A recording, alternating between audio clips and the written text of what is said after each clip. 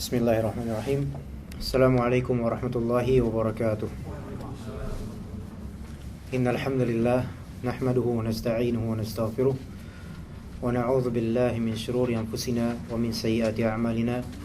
May yahdihillahu fala mudilla lahu wa man yudlil fala hadiya lahu.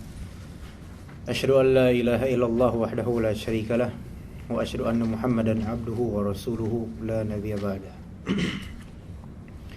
Rabbi shrah li sadri wa yassir li amri wahlul 'uqdatam min lisani yafqahu qawli.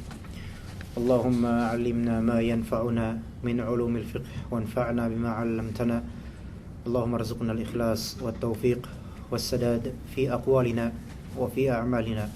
Allahumma arinal haqqa haqqan warzuqna ittiba'ah wa arinal batila batila warzuqna ijtinabah.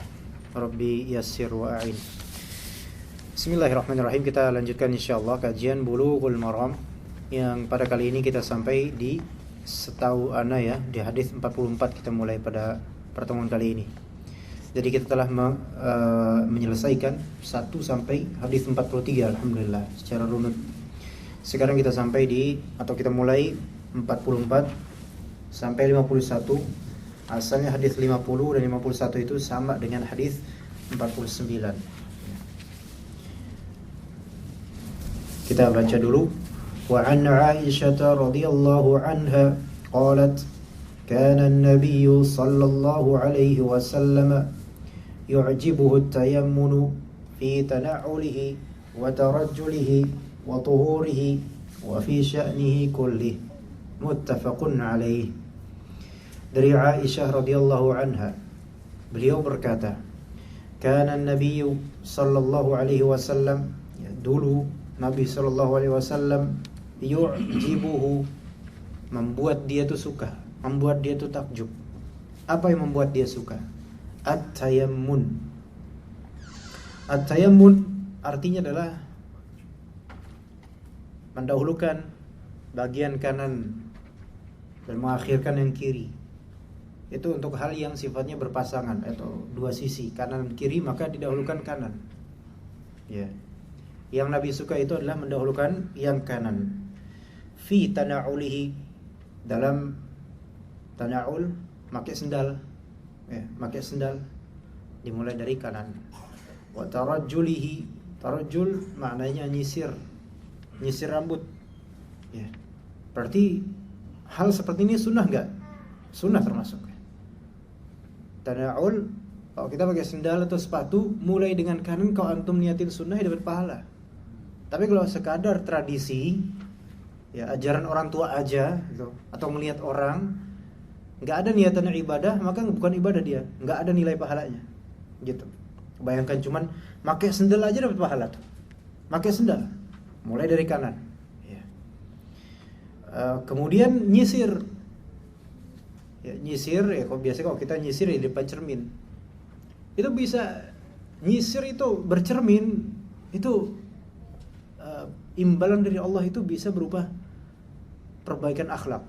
Loh, kok apa bisa jauh banget nih bercermin ya, ngaca sama perbaikan akhlak. Apa korelasinya? Korelasinya kita tahu doa bercermin apa? Allahumma kama ahsanta khalqi fahassin khuluqi. Ya Allah, sebagaimana Engkau memperbaiki penciptaan tubuhku ini, ya semua di sini kan diciptakan normal alhamdulillah. Ya.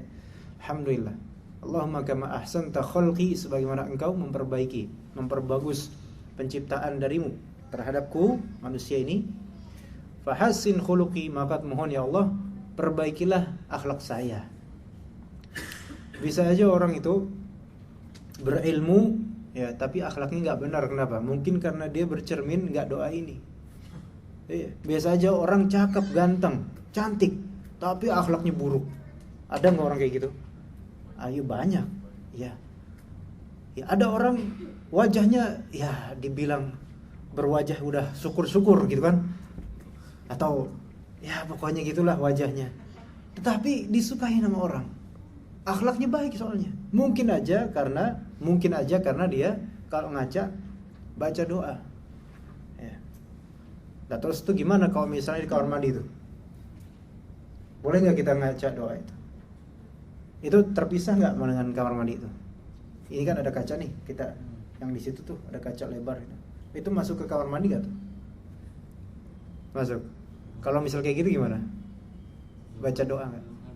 Dalam hati, iya dalam hati aja. Dalam hati, ya. Gitu. Allahumma kama ahsanta khalqi fahassin khuluqi. Itu dari bercermin bisa dapat pahala orang. Bahkan bisa diperbaiki akhlaknya oleh Allah Subhanahu wa taala karena berdoa dia. Lah kalau misalnya udah dapat itu pahala dari doa, kemudian dia nyisir mulai dari kanan karena mengikuti sunnah Nabi sallallahu alaihi wasallam. Wah, tambah lagi doa pahalanya. Ya. Ini kayaknya berdengung nih, Kang. Ya, agak berdengung sedikit. Kegedean kayaknya, dikecilin dikit. Insyaallah kedengeran. Jadi tadi Rasulullah sunnahnya pertama memulai kanan, sunnah memulai dari sebelah kanan pertama tana'ul, yaitu pakai sendal atau sepatu, ya, atau kaos kaki, ya pokoknya alas kaki lah pokoknya, atau stocking atau semacamnya. Dimulai dari kanan makainya. Kemudian tarajul berarti tadi nyisir rambut, ya. Watuhurihi, di sini bukan watuhurihu, ini tersalah ini harokatnya. Watuhurihi artinya bersuci. Bersuci di sini dimulai dengan, maksudnya bersuci di sini apa bersuci? Bersuci itu bisa wudu, bisa mandi, bisa menghilangkan najis. Ya. Baik gitu ya. Jadi kalau misalnya wudu, sunnahnya dimulai dari kanan.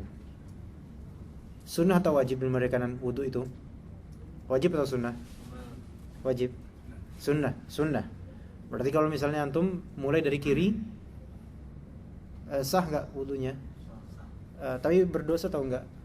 Enggak berdosa. Cuman meninggalkan sunnahnya aja. Mandi misalnya, baik mandi junub atau mandi biasa. Mandi ini suatu ritual yang ada yang tradisional, ada yang tradisi, maksudnya nggak ada niatan ibadah, dan ada yang sunnah dan ada yang wajib. Mandi yang tradisi misalnya antum tiap pagi mandi kan, alhamdulillah. Tiap pagi mandi dapat air, mandi tiap pagi. Kalau mandinya itu tradisi semata karena emang ya dari kecil udah dididik bangun tidur ku terus mandi, ya tidak lupa menggosok gigi, ya kan? Karena tradisi mengamalkan lagu gitu loh, bukan mengamalkan sunnah misalnya. Nah misalnya kayak gitu, dapat pahala nggak kalau kayak gitu? Nggak ada pahala. Tapi bersih nggak? Bersih, ya.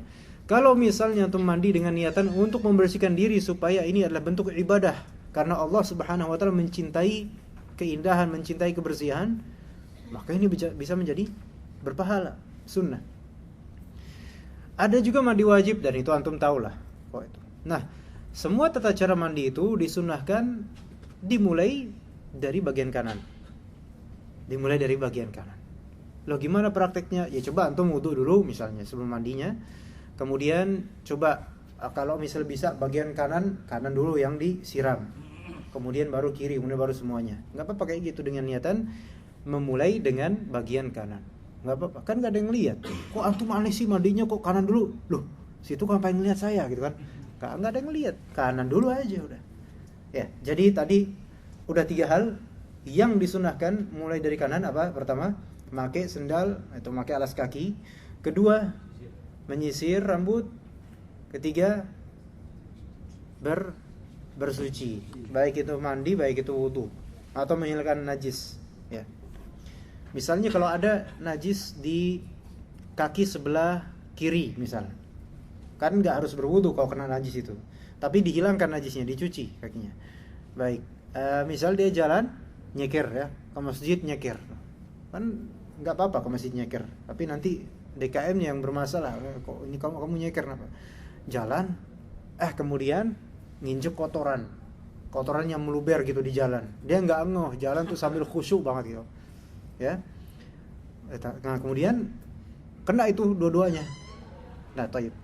Misal aja nih, siapa tahu terjadi gitu kan.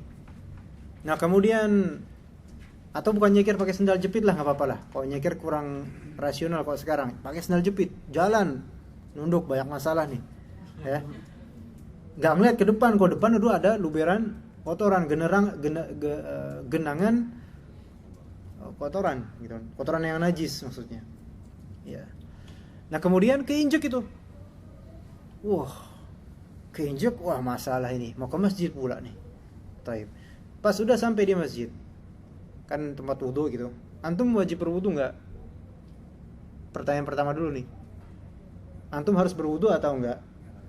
Enggak atau iya? Siapa yang bilang iya, siapa yang bilang enggak? Enggak bakalan nunjuk kalau misalnya tuh. Kertasnya di situ Pak, silakan nih kertasnya. Wajib wudhu enggak nih? Ada najis loh itu, luber najisnya tuh. Di kaki kanan dan kaki kiri itu. Bau lagi. Wajib wudhu apa enggak? Bagus, ada yang bilang wajib. Ada yang bilang enggak wajib? Enggak wajib. Yang benar enggak wajib, Bu. Enggak wajib.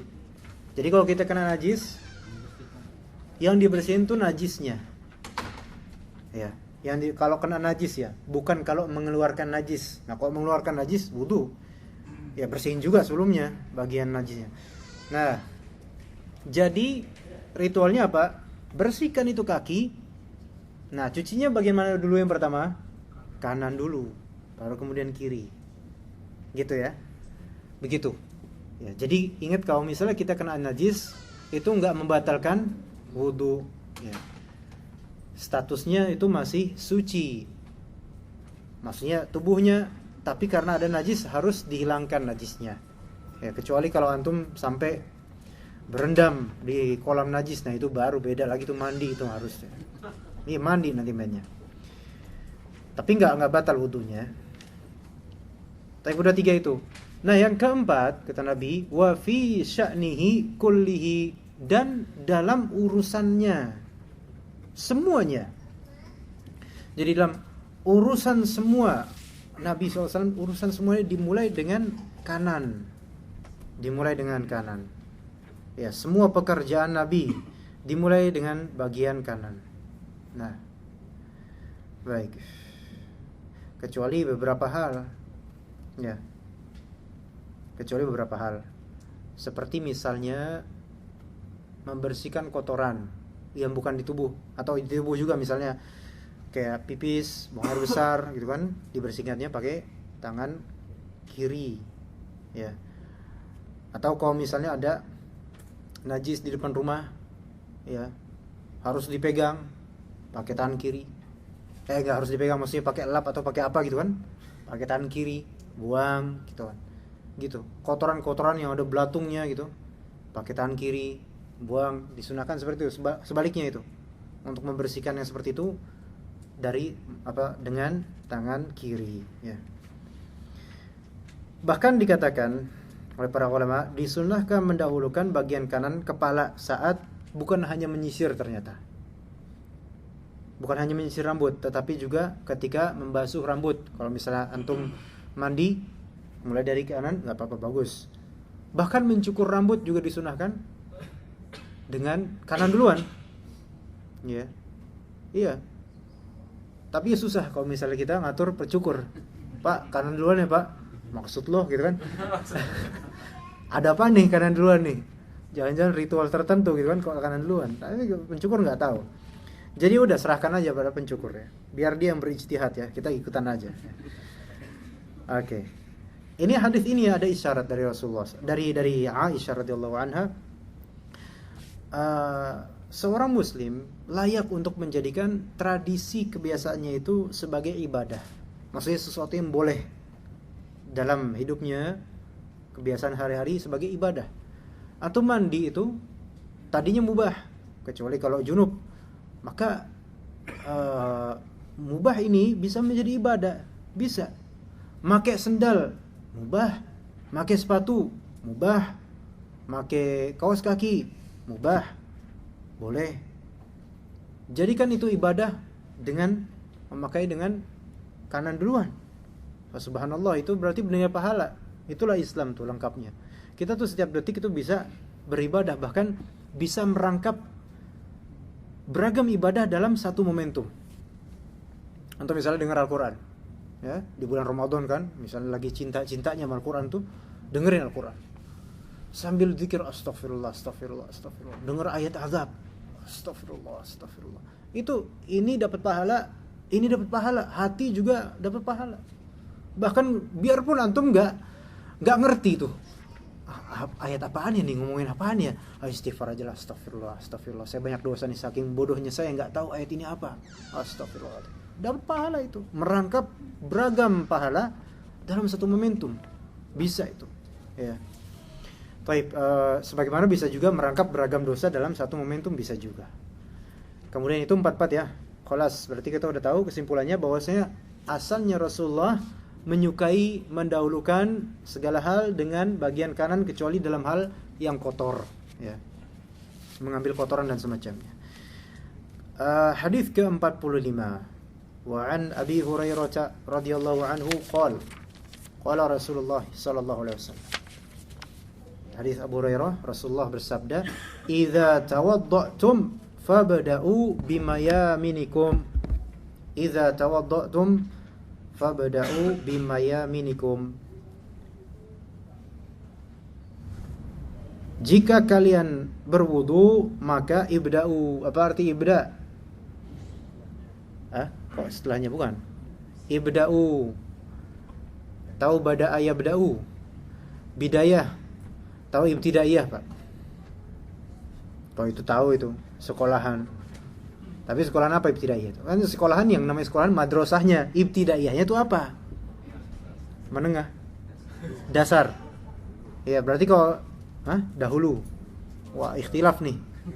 Iya. Benar kalau dasar benar, Pak. Tapi lebih bagusnya kita katakan ibtida permulaan. Beginner gitu ya, beginner. Pemulaan, ibtidaiyah. Ibda'u berarti artinya apa? Memulai. Mulailah, ini perintah dari Rasul. Mulailah oleh kalian bimayaminikum. Memulailah dengan bagian kanan kalian. Ya. Jadi hukumnya wajib atau sunnah, Pak? Sunnah, ingat lagi sunnah ya. Sunnah. Tetap dia didik diri kita dan juga anak-anak kita dan keluarga kita ya dari kanan mulainya. Terus boleh nggak orang kebot gitu, kebot bahasanya kebot, kidal, kidal, pakai kiri, maksudnya dia main tenis pakai kiri, main football pakai kiri, boleh atau enggak? Nulis pakai tangan kiri boleh atau enggak? Iya boleh kalau emang itu bisanya. Kalau terbiasa gitu, cuman kalau memang lebih baik ya kanan. Terutama nulis ya, karena kadang-kadang nulis ayat gitu pakai tangan kiri kayaknya kurang bagus gitu kan. Dan kebayangnya repot. Ini dari kanan berarti ke sini, wah repot banget tuh. Ya kan? Repot. Tapi baiknya pakai kanan. Tapi boleh, nggak masalah, insyaallah. Nah itu nggak masalah. Ya. Tapi ini perintah disunahkan mendahulukan bagian kanan saat berwudu untuk kedua tangan dan kedua kaki saja. Ya enggak? Kedua tangan dan kedua kaki saja. Lah muka gimana? Ini masuk enggak di sini perintah untuk muka? Kalau misalnya antum bilang iya muka termasuk, berarti antum wudunya gimana? Gini dulu, terus gini. Kayak orang ulang tahun aja di lop gini-gini. Ya kan? Gini langsung semuanya, ya kan? Itu kalau muka. Kalau tangan baru kanan dulu. Gak mungkin dua-duaan kayak gini kan? Kaki kalau dua berarti ngapain? Susah kok kaki. Tengkurap dulu. Pala nggak bisa kayak gini dulu terus kayak gini, nggak bisa. Ini sebagaimana udah pernah contohin. Nah, jadi itu yang dimulai dengan kanan adalah tangan dan kaki, ya. Kecuali kalau mandi boleh apapun yang kanan. Kalau mandi, ya. Baik. Kedua, anjuran mendahulukan bagian kanan dilakukan saat membasuh kedua tangan dan kedua kaki, ya. Berbeda dengan wajah karena harus bersamaan. Sisi kanan dan sisi kiri. Juga bagian kepala bersamaan, ya. Ini para ulama bersepakat. Berarti ijma' bahwa mendahulukan yang kanan itu hanya sunnah, tidak sampai wajib, ya. Dengan begitu kalau misalnya bagian kiri yang didahulukan, maka wudunya udah cukup. Hanya saja dia tidak memperoleh keutamaan pahala mendahulukan bagian kanan, ya.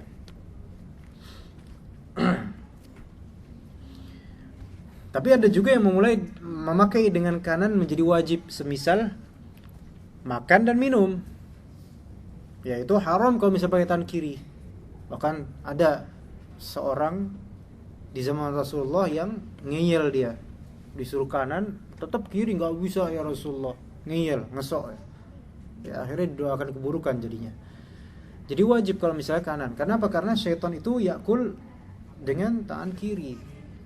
Dan kadang-kadang memang syaitan itu mendorong beberapa orang untuk makan atau minum dengan tangan kiri. Iya. Dan antum kalau misalnya antum normal nih keislamannya, antum akan melihat orang yang minum dengan tangan kiri itu kelihatan sombong biasanya. Di jalan gitu, tangan kiri. Kelihatannya sombong banget. Coba misalnya antum melihat anak kayak gini, mesti ngeliatnya nggak wajar. Sombong kelihatannya. Iya. Karena memang itu syaitan menginginkan seperti itu. Dia tasyabuh, menyerupai dengan syaitan, dan itu haram. Orang tasyabuh dengan orang kafir aja nggak boleh, lah ini tasyabuh sama syaitan gitu kan. Orang-orang mau pada bagus, ini malah mau jadi kayak syaitan, maka haram hukumnya. Baik, itu udah 45, udah 2 hadis dah kita selesai, alhamdulillah. Ini kalau misalnya saya tanya nih faedah-faedahnya masih ingat gak antum kira-kira? Insyaallah ya, yang jawab insyaallah antum ya. Iya, berarti antum ya jawab. Hadis 44, faedah yang antum dapatkan apa? Mulai segala sesuatu dengan tangan kanan. Dengan tangan kanan. Itu sunnah atau wajib hukumnya? Umumnya sunnah, tapi berapa ada yang wajib seperti makan dan minum. Oke. Bagus. Pakai baju misalnya. Termasuk kanan duluan? Pala duluan, biasanya pakai kaos langsung dari atas gitu kan? Iya, tapi kanan habis itu. Oke. Hadis ke-46. Wa 'anil Mughirah bin Syu'bah radhiyallahu anhu, bahwa dari Al-Mughirah bin Syu'bah radhiyallahu anhu, anna an-nabiy sallallahu alaihi wasallam tawadda famasaha bi nasiyatihi wa 'ala al-imamati wal khuffain. Akhrajahu Muslim. Dari Al-Mughirah bin Syu'bah, dia berkata bahwa Rasulullah SAW pernah berwudu, ya. Tawaddu artinya wudu. Famasaha binasiyatihi, mengusap bagian ubun-ubunnya. Ya. Beliau berarti pakai imamah nih maksudnya. Ubun-ubun di mana Pak? Berarti agak tengahan dikit ya. Dan juga mengusap wa'al imamah, atas imamah. Imamah itu bukan kayak peci, bukan juga kayak sorban. Kalau antum melihat orang-orang Saudi atau Yaman, kayak sorban gini kan, terus ada apa sih namanya itu? Eagle yang biasa buat malaikat-malaikat itu. Yang bulutan gitu. Ana juga enggak tahu namanya apa, Allah. Di atas sorban itu. Ya, itu bukan imamah itu. Itu bukan imamah. Ya, tapi imamah itu yang dilipat-lipat itu. Dilipat-lipat itu imamah. Dan itu yang sulit untuk dibuka. Kalau udah dibuka lagi, ngerangkainya lagi udah sulit itu. Nah, itu baru imamah. Ya. Jadi Rasulullah SAW wudu, ya, ketika memakai imamah, beliau mengusap nasiyahnya, sini bagian dalam, dan juga di atas imamah. Dan juga al-khuffain. Apa arti khuffain? 2 sepatu, sepatunya diusap. Jadi nggak dibuka pas wudu, nggak dibuka sepatunya itu, tetap dipakai. Dan beliau mengusap bagian atasnya saja, dipoles sekali gitu aja. Nah, ini ada beragam macam permasalahan ya. Tapi kalau nasiyah bisa juga dimaknai bagian jambulnya. Kalau kita bahasa kita tuh jambulnya gitu. Bagian agak depan gini, bisa di situ. Ya depan aja lah cukup ya. Nah, taib. Faedahnya, hadis ini meriwayatkan tentang mengusap hanya pada bagian ubun-ubun di kepala dan pada sorban. Kalau maksudnya di sini imamah. Kalau misalnya antum make sorban, ya, antum make sorban. Ada yang suka pakai sorban di sini? Enggak ada. Apalagi ke gunung kayak gini ya, security-nya langsung, wah siapa nih gitu kan. Nah, kalau misalnya antum pakai sorban, tapi kalau pakai peci misalnya kayak ini, Pak siapa? Pak Amir bukan? Pakai peci misalnya, boleh nggak antum nggak copot peci? Pakai peci ini kok seragam sama ini pecinya. Misalnya pakai peci kayak gini kan, atasnya doang, boleh nggak? Nggak bisa. Ini nggak termasuk. Ya, kopiah, songkok mudah dilepas, bukan bisa dilepas, semua juga bisa dilepas. Sorban ya dilepas juga bisa, Pak. Tapi kan susah ngelepasnya kalau sorban. Dan juga ngerangkainya lagi itu capek lagi, gitu loh. Ya. Jadi yang kayak gini nggak boleh. Tapi kalau jilbab boleh sebenarnya kalau di tempat yang sulit, misalnya banyak laki-laki atau misalnya antrinya panjang, ya kan. Perempuan kan kalau soal ngantri itu kan rewel mereka. Naik kereta komuter lain tuh nggak ada yang mau ngalah. Iya, masya Allah susah itu. Antum kalau laki-laki pasti antum kalah itu. Ya. Kita balapan naik motor aja bisa kalah, kan? Kalau perempuan kalau udah sulit banyak antrian, belakangnya itu pada wah kalau sulit buka lagi gitu kan. Ya udah kelas di atasnya aja nggak apa-apa sebenarnya. Kalau maupun di bagian dalam kecil di sini nggak apa-apa, terus di atasnya nggak apa-apa. Nggak usah seluruh, nggak apa-apa kayak gitu. Ya, baik. Itu berkaitan dengan imamah ya, dan semacamnya. Jadi hadis ini ya berkaitan dengan masih wudu dan juga khuffain. Apa tadi khuf? Sepatu atau yang dikiaskan dengan sepatu. Ya. Sepatu ini masuk juga di dalamnya baik sepatu bot atau sepatu biasa atau kaos kaki. Ya. Yang penting tidak kelihatan kulitnya. Kalaupun misalnya sepatunya bolong-bolong, baik bolong-bolong karena dari sononya atau bolong-bolong karena sudah terlalu lama, ya. Jadi ada sepatu, antum punya sepatu nih, ya. Sepatunya itu bagian sampingnya itu ada bolong sedikit, mungkin dimakan tikus atau gimana gitu, pernah tragedi atau gimana lah pokoknya, bolong. Yang seperti ini boleh nggak kita mengusapnya pas wudu tanpa membuka sepatu? Boleh, selama memang bolongnya itu tidak keterlaluan. Kalau ukuran sepatunya lebih besar bolongnya daripada sepatunya, daripada sepatunya banyak bolongnya gede sampai kelihatan benar-benar semua jarinya kelihatan, itu bukan sepatu. Iya. Ya. Jadi boleh misalnya ini akhwat terutama nih. Biasanya kan akhwat pakai kaos kaki ya kemana-mana ya, mau kerja gitu. Walaupun dia pakai sendal. Ke kantor misalnya dia pakai sendal ya, sendal yang bagus gitu kan, yang dibolehin sama bos, diizinin pakai sendal kayak gitu di kantor. Tapi selalu pakai sepatu, pakai kaos kaki. Masuk boleh di sini. Misalnya yang ibu-ibu nih, atau yang perempuan. Pagi kan berangkat ke sini jam berapa Bu kira-kira biasanya? Kok nggak bisa jawab? Ini ke sini berangkat atau enggak tadi? Jam berapa Bu? Atau beda-beda masing-masing? Beda-beda ya. Anggap misalnya jam 7 lah. Berangkat ke sini. Atau dari rumah starting jam 7. Jam 7 itu kondisinya udah wudu nih. Ya. Bisa dipraktekin besok boleh. Jam 7 kondisinya udah wudu. Suci kan? Suci. Dan enggak lagi haid, enggak. Masih dalam kondisi boleh sholat atau harus sholat.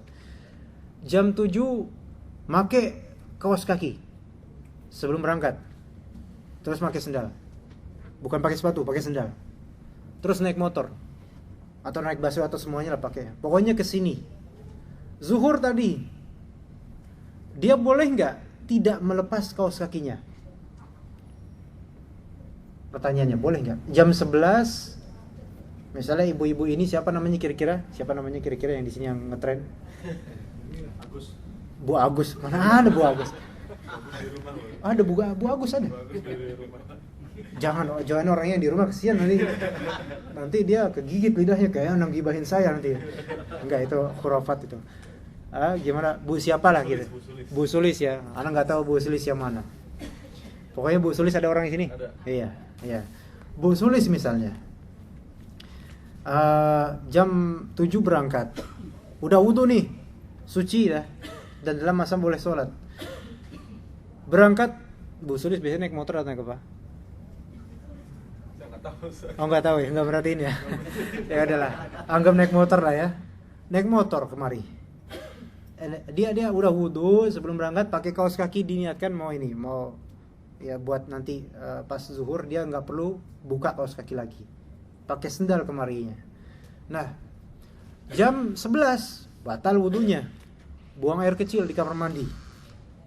Berarti kan harus wudhu kalau masalah zuhur nanti. Iya harus wudhu. Nah, di sini Bu Sulis beliau udah azan itu. Muazinnya udah lantang itu.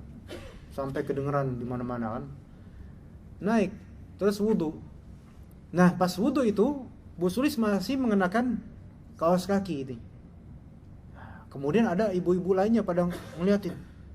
Ini kok wudhunya masih pakai kaos kaki tuh Bu Sulis. Nah, Bu Sulisnya harus menjawab. Kasih nih kertas. Famasaha binasihati wa ala imati wal khufai. Ini dalilnya, saya belajar. Emang kayak kamu nggak belajar, ya? Masya Allah. Baru belajar dikit aja udah sombong. Iya. Wal khufain, ini boleh, kaos kaki boleh, kata iya boleh. Berarti cukup apa? Jadi kaos kaki ini misalnya nih kaki mana kira-kiranya? Misalnya nih kaki nih gambaran nih kaki. Susah juga saya mau gambar kaki. Masa saya harus naik dulu kaki? Pokoknya kaki gitu kan. Bagian atasnya kaki nih. Doang, saya bilang saja. Doang. Itu aja sekali, bukan mencuci ya. Ngusap tuh gimana sih? Apa bedanya ngusap sama menyuci? Nyuci itu harus airnya tuh netes-netes itu banyak. Kalau ngusap itu antum ini air terus gini cipratin tuh masih basah ini terus usap. Nah, itu usap namanya. Kalau nyuci masih banyak nih airnya cebur. Nah, itu cuci namanya. Nah, kalau ngusap berarti gini kaki. Nih air kecil atau sedikit gitu kan, cipratan doang atau gimana, terus usap bagian atas kaki nih. Dah selesai. Sekali aja. Terus ke kaki kiri, sekali lagi. Udah, kanan kiri, selesai. Motor yang lain pada ngeliatin. Ih, itu aliran mana Bu? Aliran mana? Ini aliran Rasulullah SAW. Jadi gitu. Makanya nih simpen, sering-sering simpen ini ya. Oke, jadi itu boleh. Boleh. Durasinya kapan? 24 jam sehari. Sampai besok jam 7. Boleh itu Bu. Bapak-bapak juga boleh. Ya boleh kalau mau kayak gitu. Ya, sampai besok jam 7 durasinya. Yang penting kaos kakinya jangan dibuka. Ya. Dipakai terus sampai besok tuh. Iya. Ntar asar wudu lagi basah kan. Kemudian maghrib udah pulang tuh sampai rumah tetap dipakai. Isya terbikai mau tahajud dipakai juga itu. Besok-besok gatel itu dia kaki. Jamuran itu. Tapi ya nggak apa-apa, hukumnya nggak masalah. 47. Terlanjutkan hadis berikutnya. Wa an Jabir bin Abdullah radhiyallahu anhuma fi sifati hajjin Nabi alaihi salatu wassalam qala sallallahu alaihi wasallam ibda'u bima bada Allahu bih. Dari Jabir radhiyallahu anhuma, Jabir bin Abdullah, tentang tata cara haji sebenarnya. Beliau bersabda, ibda'u, mulailah kalian bima bada Allahu bihi, dari apa yang Allah mulai. Kalau kayak ini nyambungnya ke haji. Maksudnya begini. Ibnu Hajar menaruh hadis yang berkaitan dengan haji ini dikiaskan juga dengan sholat atau wudu. Allah Subhanahu wa taala memerintahkan untuk memulai dari ini dulu, maka kita harus mulai dari itu. Jadi ibda'u bima bada Allahu bihi, mulailah dari apa yang Allah kehendaki itu untuk dimulai. Antum wudu dimulai dengan apa? Yang wajib misalnya dimulai dengan, bagi ada yang kumur-kumur dulu, kalau itu rukun ya. Ada yang memulai dengan mencuci, membasuh wajah, ya kan? Maksudnya begini, kita harus urut dalam berwudu gitu. Bahasa fikihnya, bahasa Arabnya tartib. Tartib itu tertib. Tertib itu urut, tidak boleh dilompat-lompatin. Tidak boleh dipindah-pindah kaki dulu baru nanti akhirannya muka, enggak. Tapi harus urut. Ya, baik rukun atau sunnahnya. Misalnya antum menganggap kumur-kumur itu sunnah misal ya. Misal mentang-mentang kumur-kumur itu sunnah, antum baru kumur-kumur setelah cuci kaki. Lah ini cuci kaki selesai baru kumur-kumur. Nah ini nggak benar, ya nggak benar. Tapi sah wudunya, yang ini sah. Yang nggak sah itu ketika yang rukun antum obrak-abrik gitu kan. Ya muka, terus habis itu kaki, habis itu pala, habis itu baru istighfar. Gak muka, terus kaki, terus kepala, terus tangan. Ini udah nggak sah ini wudunya ini, nggak sah. Walaupun nggak sengaja, nggak sah ini, nggak sah wudunya. Jadi kalau rukun itu harus tertib, sunnah juga harus tertib. Cuman bedanya kalau rukun antum nggak tertib, nggak sah wudunya. Kalau sunnah antum nggak tertib, sunnahnya nggak tertib, maksudnya kata antum kan kumur-kumur sunnah. Antum baru kumur-kumur di tengah-tengah setelah antum cuci tangan, membasuh tangan. Nah, ini nggak benar tata caranya, tapi sah wudunya itu bedakan. Ya. Contoh yang sunnah dalam wudu, apalagi sunnah dalam wudu. Istinsyak ini, gitu ya. Taib. Misalnya antum mengatakan istinsyak ngirup air itu sunnah, ya. Istinsyak itu kapan? Di mana tempatnya? Sebelum membasuh wajah, membasuh muka.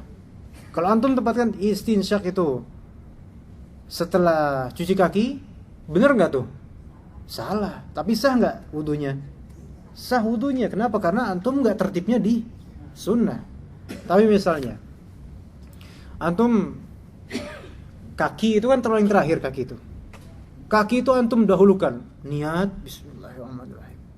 Kumur-kumur istinsyak langsung kaki. Kemudian muka. Kemudian tangan, kemudian kepala. Sah nggak? Nggak sah. Itu bedanya. Ya, itu bedanya. Jadi kalau misalnya penertiban ini dilanggar dari segi rukun, tidak sah wudunya. Kalau penertiban ini dilanggar dari segi sunnah, sah wudunya, cuman dia bisa saja berdosa karena nggak benar. Bisa saja ini perbuatan bid'ah malah jadinya. Tapi sah wudunya selama rukunnya benar. Faham ya? Baik. 48 langsung kita ke 48. Wa anhu dari Jabir bin Abdullah juga, beliau berkata, kana Nabi sallallahu alaihi wasallam idza tawaddaa adara al-ma'a ala bukan mur. Mirfaqaihi. Nabi sallallahu alaihi wasallam kalau berwudu beliau adarul ma, adaro di sini artinya mengalirkan air, ya. Mengalirkan air di atas, ya, atau menuju atau pada, ala di sini artinya pada mirfaqaihi, kedua sikunya. Siku kita tahu nih. Ya. Ya kan? Kalau di surat Al-Maidah, ya ayyuhalladzina amanu idza qumtum ilas sholati faghsilu wujuhakum wa aydiyakum ilal mirfaqaini. Kita diperintahkan untuk membasuh tangan, ya, ilal mirfaqaini, ke sini. Nah, dalam fikih Syafi'i, ila di sini maknanya adalah ma'a itu bersama. Berarti wajib untuk membasahi ini. Itu maksudnya.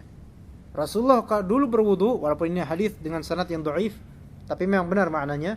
Rasulullah berwudu ini juga basah ini. Ini kan siku. Jadi ila mirfaqaini bukan berarti mirfaqaini enggak harus dikenain dengan air. Gitu maksudnya. Jadi antum kita enggak boleh ngeremehin hal ini. Bisa-bisa enggak sah wudunya. Misalnya gini sampai sini doang, sini doang. Ini enggak kena nih. Itu enggak sah itu wudunya tuh. Ya hati-hati loh. Ya, bagian sini. Kata Rasulullah SAW pernah berkata, waktu itu pernah di suatu safar dalam Sahih Bukhari. Para sahabat itu mau sholat asar, ya. Jadi tapi Rasul di belakang, atau setelah berpeperangan atau semacamnya, Rasul di belakang. Para sahabat tuh banyak di depan. Karena memang pemimpin itu, Rasulullah kan pemimpin. Pemimpin itu ini di belakang untuk semua tuh udah pada pulang belum nih. Jadi Rasulullah paling akhir untuk menjaga-jaga gitu kan. Nah, Ibarat kalau misalnya bapak itu tidurnya paling terakhir. Nah, iya gak Pak? Biasanya antum di rumah tidur paling terakhir atau paling awal? Ya ketawa berarti paling awal tidurnya, paling akhir bangunnya ya. Iya, paling pules pula. Nah ini paling akhir ya kan Rasulullah. Kemudian udah masuk waktu asar. Masuk kemudian waktu asar udah paling mepet ini. Baru, wah para sahabat bimbang ini, mereka nggak bakal mau sholat. Yang di depan itu kan nungguin jauh gitu kan. Rasulullah mana nih nungguin gitu kan. Mereka berhenti dulu. Kita mau sholat asar nih, tapi harus nunggu Rasulullah sebagai imam kita. Jadi nggak ada yang mau sholat kecuali kalau Rasulullah udah datang.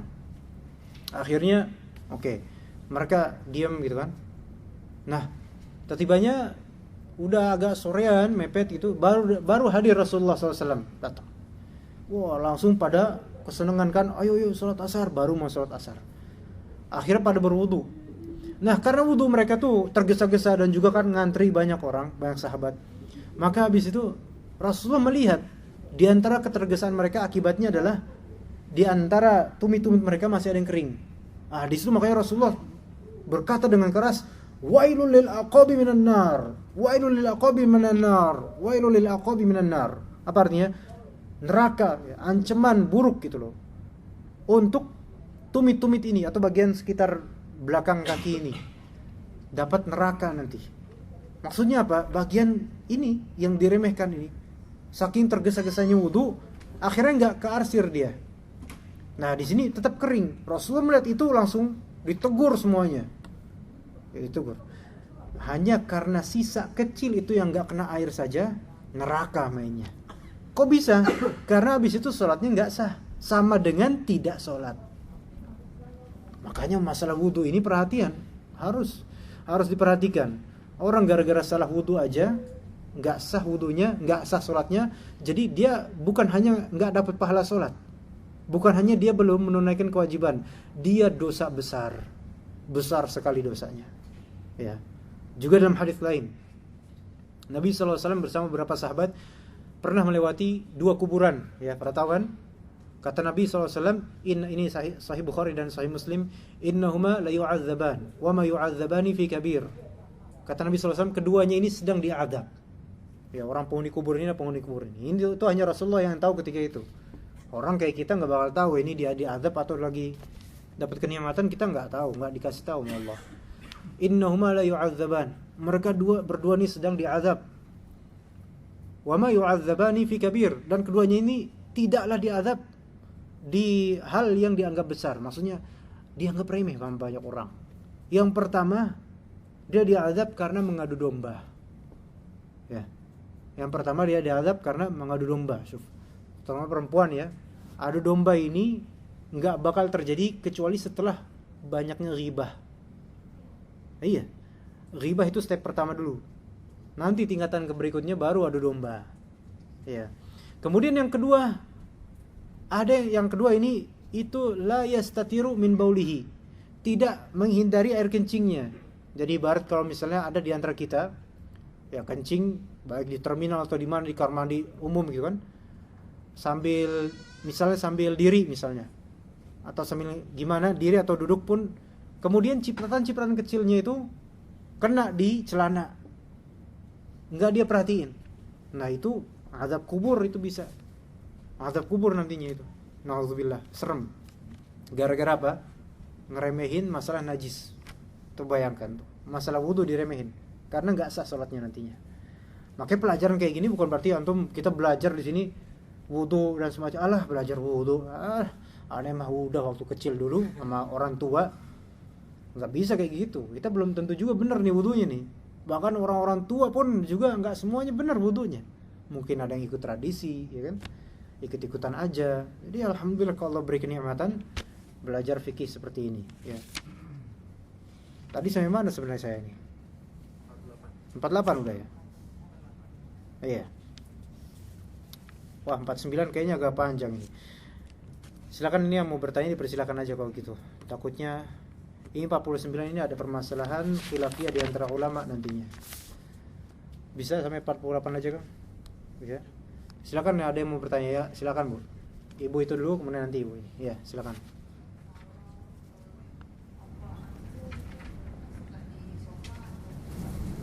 ompol anak kecil.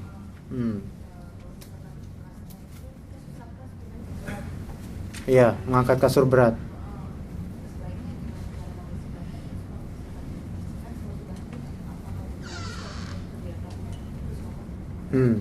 Iya, terima kasih Ibu.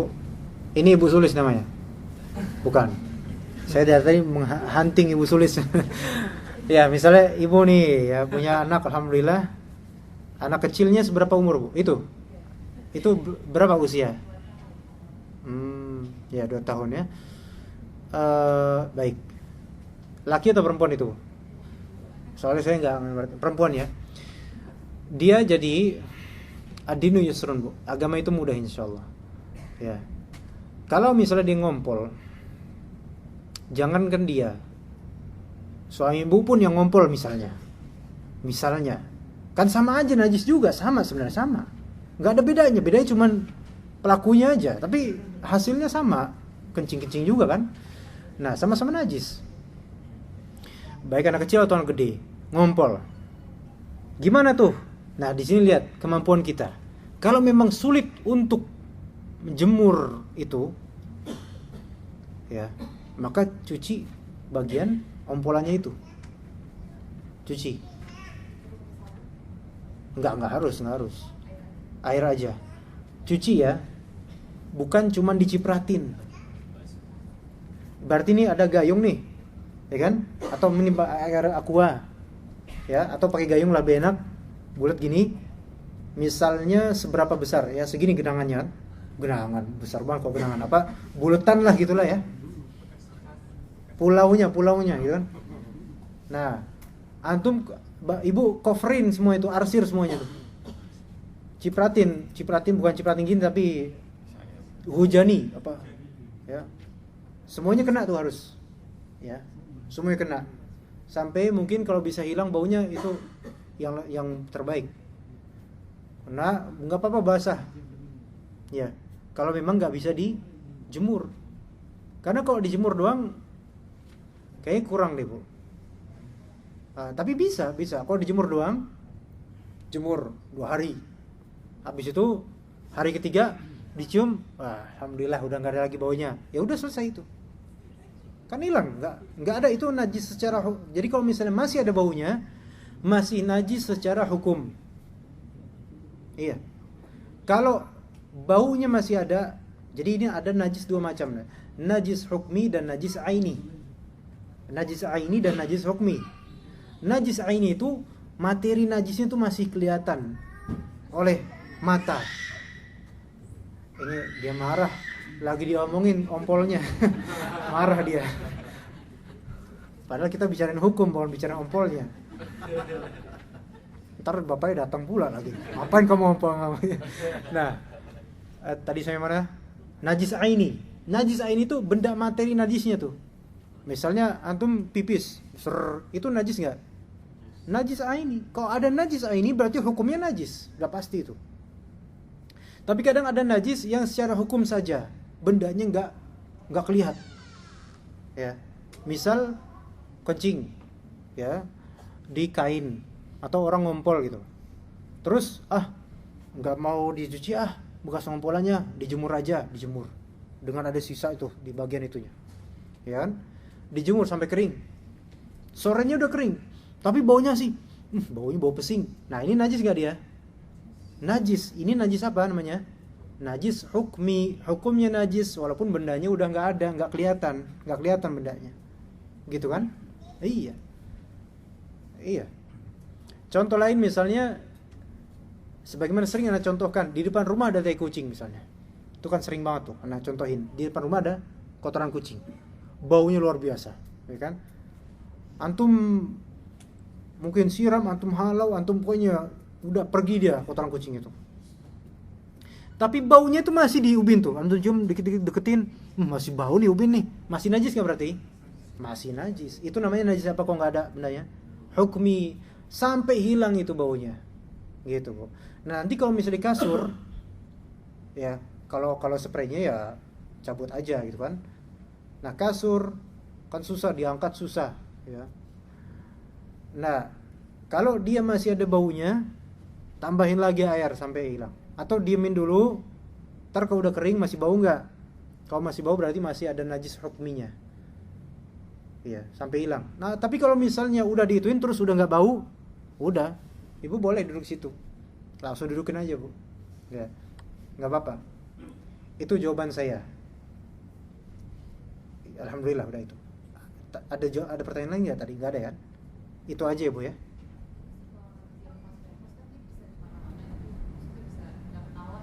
Ya. Ya fattakullah mastata'tum bu. Enggak ketahuan kan meper di mana-mana kan? Ya fattakullah mastata'tum, semampunya kita bertakwa. Kalau emang enggak ke cover semuanya ya udah yang kita tahu aja. Kalau taunya baru belakangan ya udah pas belakangan baru dicuci lagi yang bagian itu.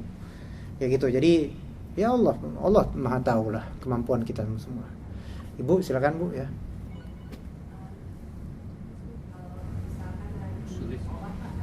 Oh ini dia Bu Sulis. Wah, hasil buruannya dapat sekarang. Iya Bu Sulis. Gimana?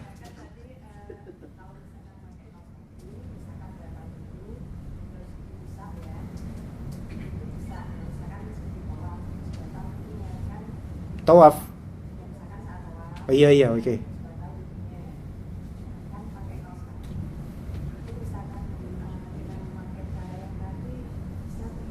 Maksudnya cara yang tadi gimana bu ya?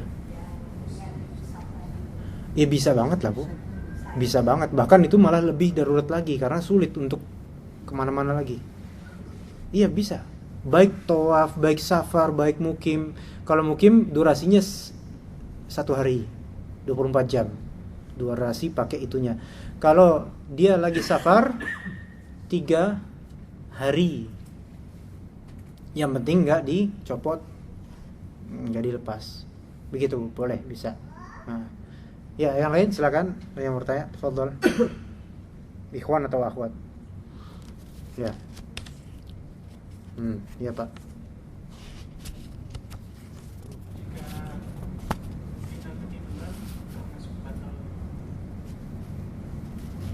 Batal apa? Batal keislamannya, batal wudunya, batal apa nih? Batal wudu, ya. Ya pertanyaan diperjelas Pak.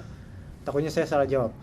Jika kita ketiduran, ya ketiduran ini beragam macam. Maksudnya tidurnya ini sampai seberapa derajatnya, makomnya tidurnya itu seberapa? Dia tidurnya serius nggak? Maksudnya kok serius? Dalam nggak tidurnya itu?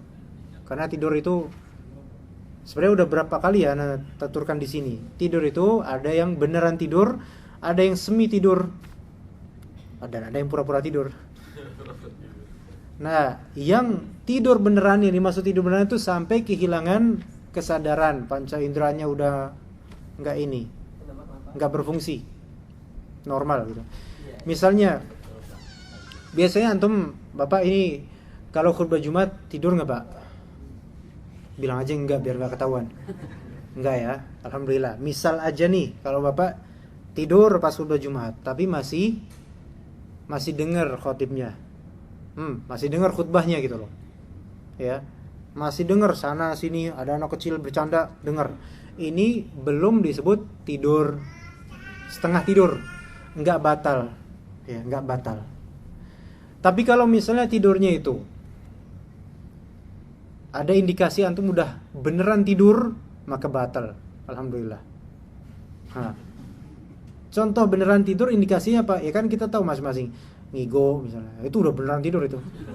Iya, khotibnya ceramah, dia ngigo ceramah juga. Wah, heboh langsung. Atau ngorok, nah, ya. Atau ngigo ngorok gitu kan.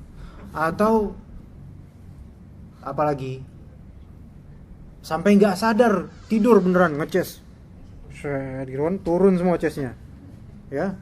Itu udah dalam itu. Ya, atau sampai mimpi, ya. Tentara mimpinya itu menafsirkan perkataan dari sang khotib, masya Allah luar biasa, tutup itu. Nah, itu udah tidur beneran pak, ya. Atau tiba-tiba sadar-sadar udah komat, nah itu tidur beneran itu batal itu wudunya itu. Dibangunin, jadi udah dibangunin, udah nggak sadar baru sadar, sholat nggak boleh sholat, dia langsung balik lagi ke kamar mandi. Banyak yang kayak gitu terus diurus sholat dengan PD-nya itu karena nggak tahu. Tapi karena gini, karena juga mazhab Syafi'i, kita kan nganutnya mazhab Syafi'i mayoritas. Karena mazhab Syafi'i itu berpendapat setidur apapun antum selama nancep nggak batal. Bahasa anaknya nancep ya. Bahasa nancep tuh kayak gini nih, kayak gini. Iya. Kalau tidurnya tuh berbaring, nah itu baru ditinjau dari kesadarannya. Tapi kalau nancep gini, sampai ngorok juga nggak, yang penting nancep. Selama dengan rincian selama nancepnya ini masih tahan. Maksudnya dia kan duduk gini, orang dengar khutbah kan duduk ya sila gitu kan tahan itu tubuhnya seimbang gitu loh. Atau yang kayak gini, tapi nggak sampai jatuh gini kan, nggak kejedot gitu, nggak. Ini masih kayak gini. Kalau yang udah sampai jatuh-jatuhan, nah ini udah tidur yang membatalkan. Itu batasannya, Pak. Gitu. Ya, bisa dipahami sekarang?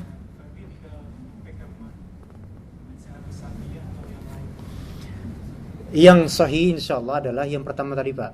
Ditinjau dari kualitas tidurnya itu. Iya. Jadi bukan ditinjau dari nancep atau terlentangnya atau rebahan atau gimana, enggak ditinjau dari itu.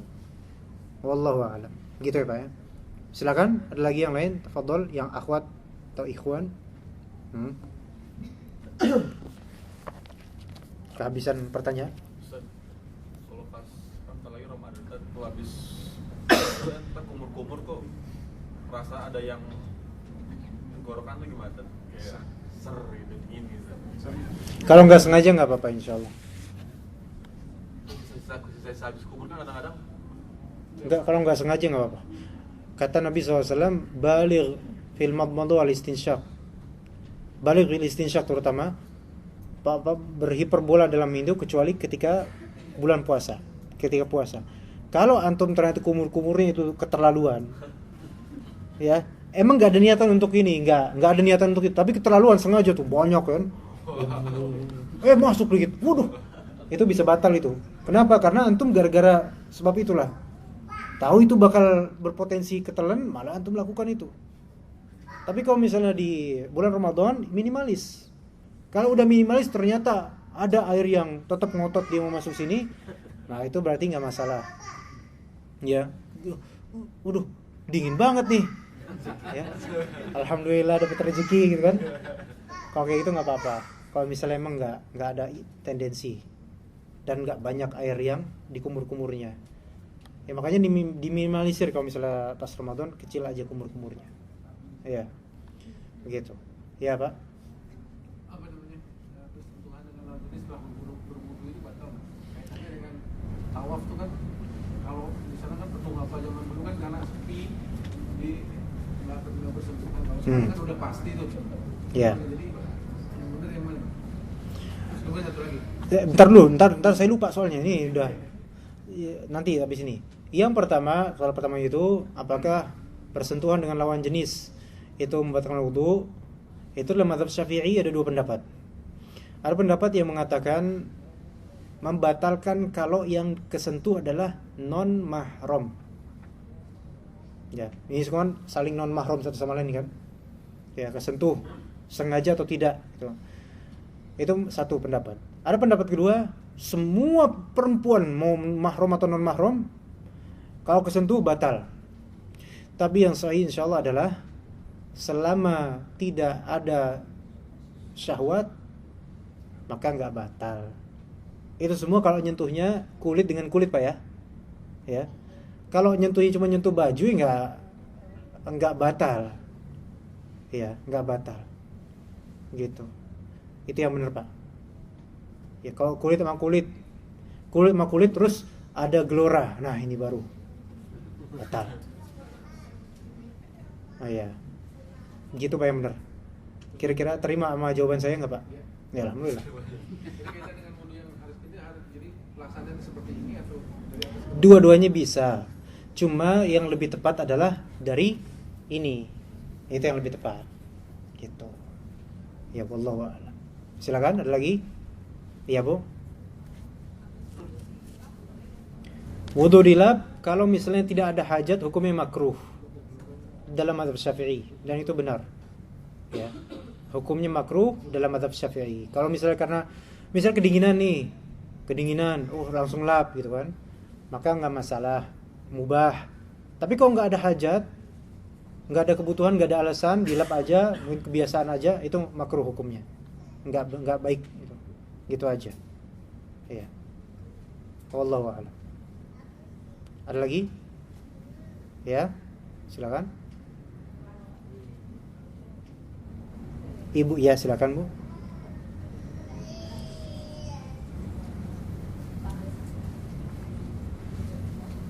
Tetangga ibu ngapain? Umroh? Buat wudu. Iya tahu. Boleh. Tapi baiknya kalau pas lagi darurat seperti itu aja. Adapun kalau keadaan enak kayak gini aman, nggak usah. Pakai ini biasa aja. Semprotan boleh, Pak. Boleh. Dan disemprot sama temennya boleh. Oh enggak, harus basah. Maksudnya harus diinin ke semuanya. Iya. Ya, minta bantuan teman. Tolong teman semprotin saya. Gitu. Boleh itu. Siapa? Ya, Bu Sulis? Ya. Baru satu orang nih yang anak kenal. Ya, Bu?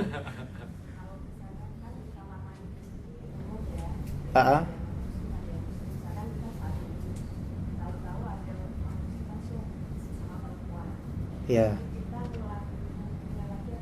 Enggak usah. Terusin aja, Bu. Enggak usah. Terusin aja, kan enggak sengaja. Dan ibu enggak merencanakan dia datang kan? Ya udah, biarin aja udah. Ya udah terlanjur. Iya. Ya kalau misalnya emang ibu enggak terima, bilang ngapain lo lihat-lihat, gituin aja. Terusin aja, Bu. Udah enggak sulit lah agama kita tuh. Terusin dah. Habis itu udah selesai, tutup dah, selesai. Wallahu a'lam. Iya. Baik, kelas kita cukup sampai sini insyaallah ya.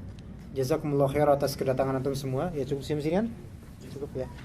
Terima kasih atas semua perhatian ibu-ibu dan juga bapak-bapak sekalian. Jazakumullah khair wa barakallahu fikum.